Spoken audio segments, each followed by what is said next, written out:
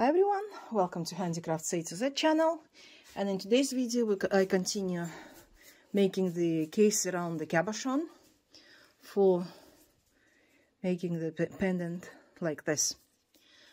As I said earlier, I finished this row with the odd number of beads, so unfortunately I cannot use the mosaic stitch, but I will try to do the back stitch wrapping case around the cabochon.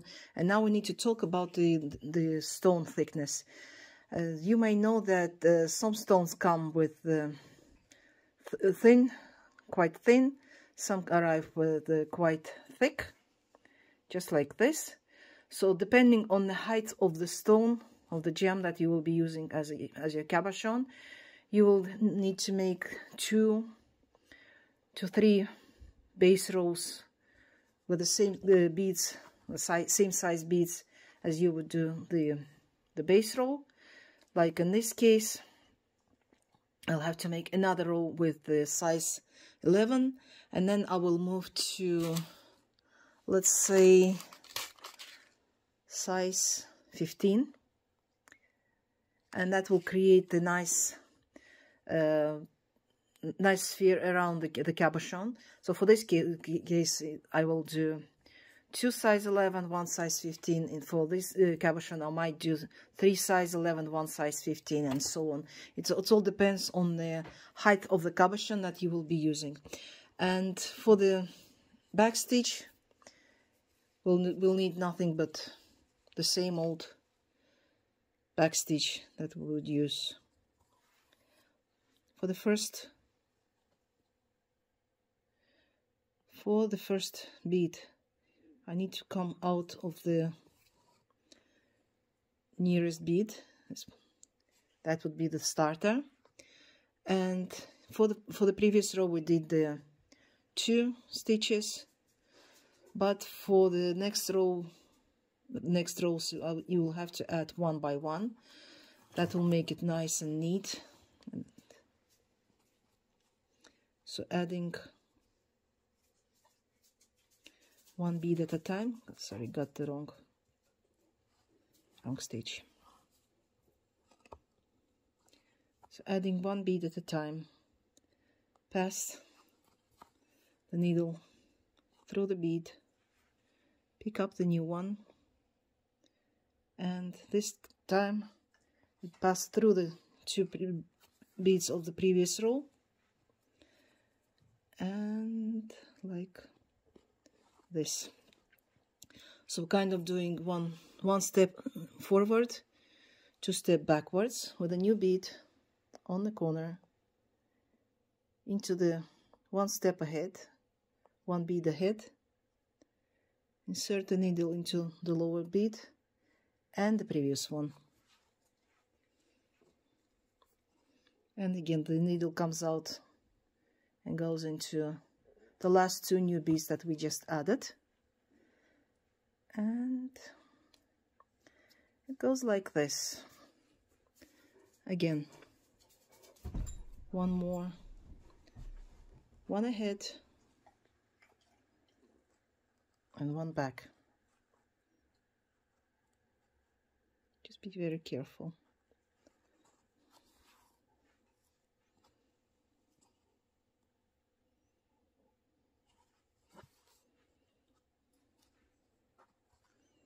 It goes like this.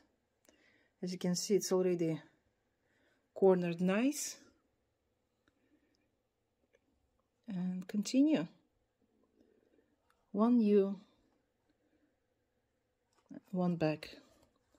1 step forward, 1 step back.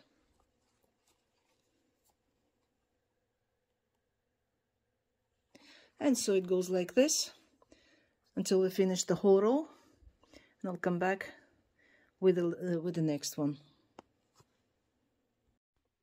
Sometimes you might find that stitching it from the outside of the cabochon is quite complicating, because the needle tends to stick inwards, but you can do it from inside as well. So you get 1, 2, And this way you can see where the needle is coming out, and very easy to work. Again, and this is my dog.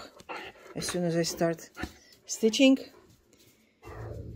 he's immediately wants to go out to chase cats. So I got one more bead. I find the bead that I'm gonna insert the needle into, sew through the two beads at the bottom,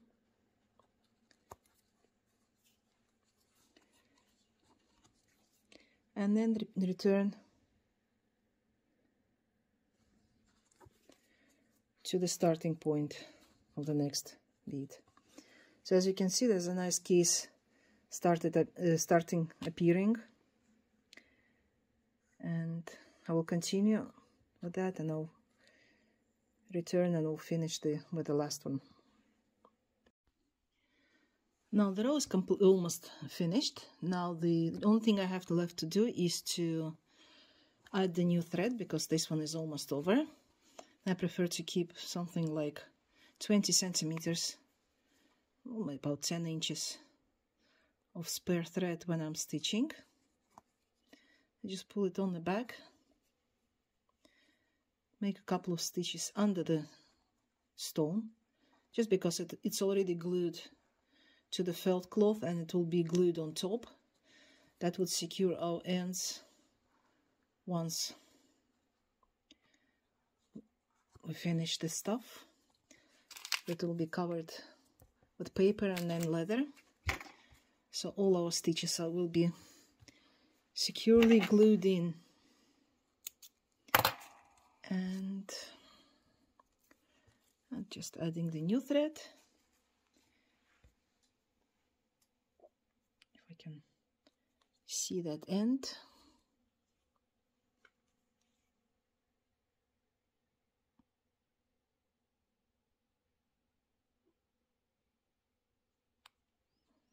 Oops. The needle is so tiny that even the thread doesn't really go through.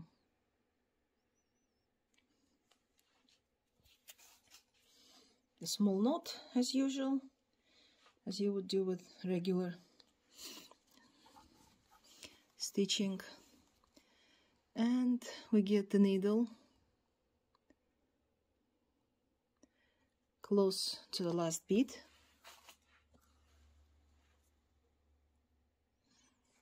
Get the needle through and finish the stitching of the row. Got just 4 more left to do.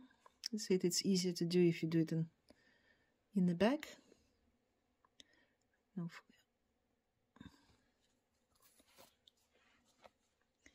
Don't worry that it's quite wobbly at the moment, but it will be fixed once we add the row of the size 15 threads, needles, beads.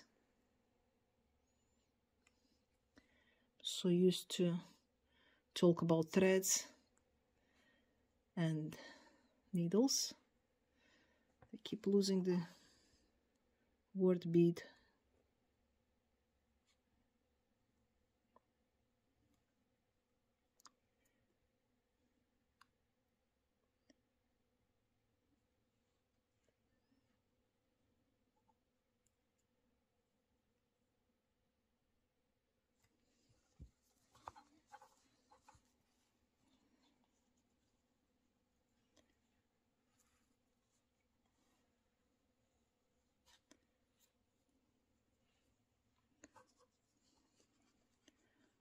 And we finish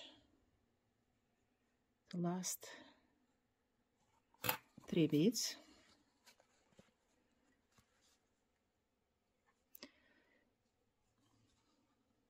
For the second row, or even third row, if the cabochon is too high, I prefer to use if you have a chance, let's see the beads of different sizes, use the thickest one at the base, and the thin ones at the top, so it would create a natural tension, it will close the gaps.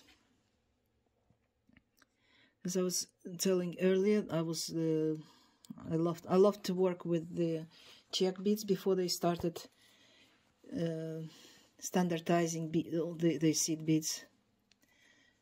They were ideal for this kind of casing of cabochons, just because they were thick at the bottom, medium size in the middle, and the thin ones for the final row.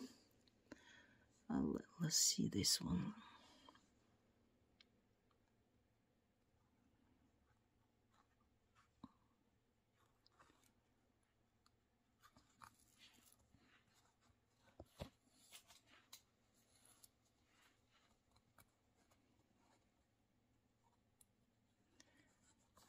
This is normal, absolutely normal for the last seed, because it's already tightly packed and it spins and it loses its position.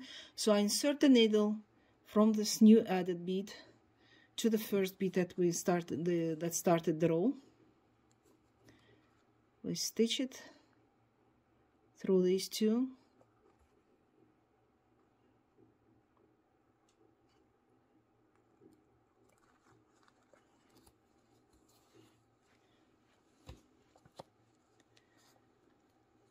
And the row is finished. Stitch through these two. So I finished the second row of the back stitch case around the cabochon. Now we're switching to the size 15, and just exactly the same as we did before.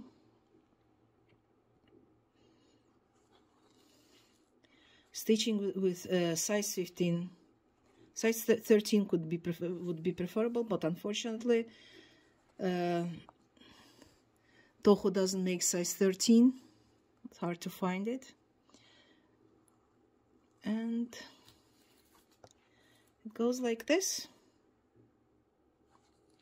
Due to the size difference, the amount of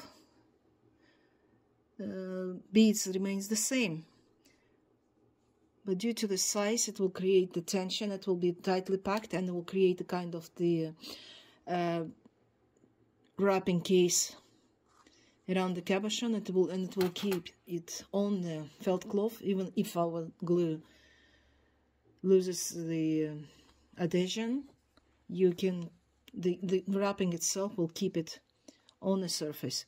So I'll finish this up and I'll come back with filming the rest of the process. Now the last thing I wanted to tell you about the casing cabochon with the back stitch is that since I'm using the high difference between the size 11 and size 15, there's no size 13 in galvanized Toho. With the usual case, you would find the case actually, due to this bead difference, kind of wrapping up. But in this case, you would end up the situation where the beads are actually creating a bigger space. So every other like 3 or 4 stitches, you would find out that you have the gap. So to fill the gap, use 2 beads as one. So instead of adding 1 bead, do 2. And act with the 3 of them together. So it's 1 previous and 2 new as the 1 new one. It really becomes noticeable on the flat surfaces, but if you're working on a round or oval shaped, it's not really the problem. But with the flat surfaces, you would find out something like that. Now the next one is again the 1 bead stitch, and so on until you run into a situation where you have a big space between beads. Then you add another spare bead, just like this.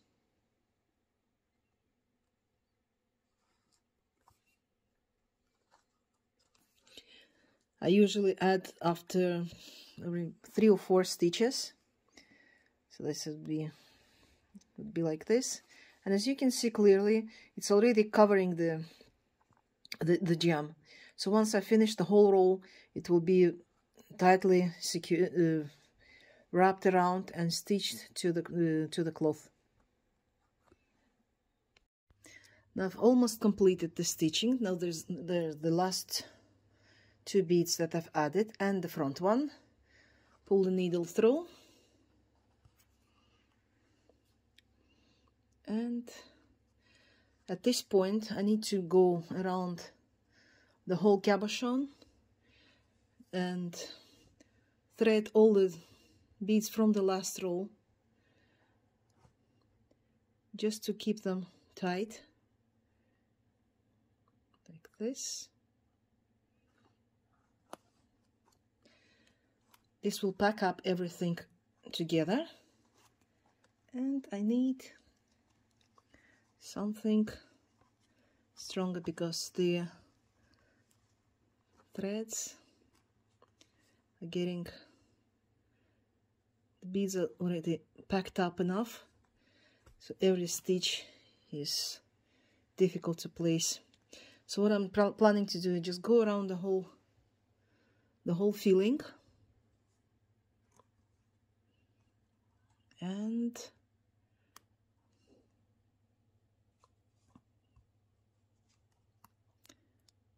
I guess those are not inside one of these beads. That's why it's difficult to pass through. No self-tying tiny knots. Just a second. So I got my round nose pliers. That's the other thing you need to keep on your desk, because it's quite helpful to pull the needle through beads, and also we will need that when we'll do when we'll finish with the findings, like making the eyes on the pins. Will be quite useful. Pull the needle straight, don't bend it, so it doesn't break inside your beads.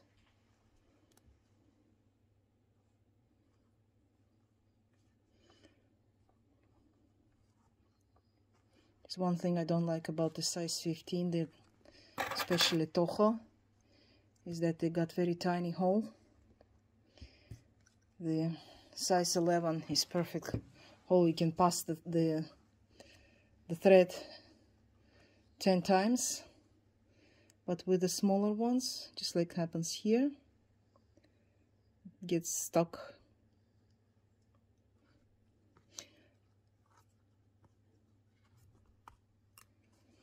So it will go like this, and as you can see, as I'm pulling the thread, it packs up tightly around the cabochon and lines up all the beads.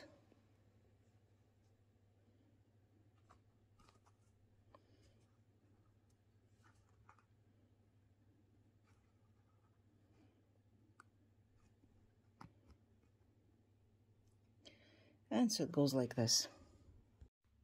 Now the only thing we have left to do before we start working around this cabochon and its filling is filling the hole that sometimes cabochons are arriving with. It's the intended for the charms and